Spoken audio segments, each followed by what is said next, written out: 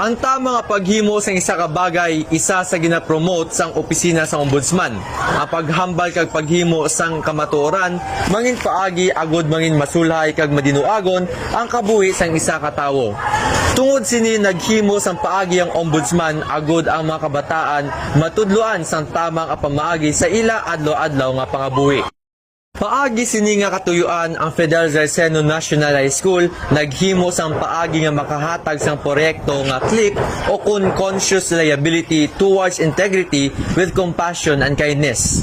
Ini isa ka online nga programa nga magahatag sang tamang impormasyon kag magahatag sang edukasyon sa mga netizens sa paglaptas sang fake news. Sa pag-invite namon sa isa ka resource speaker, mahatagan kita sang ihibalo sa mga konsekwensya nga mahatag sang paglaptas sang fake news. Bangod sini si Police Master Sergeant Manuel Vincent Hermogenes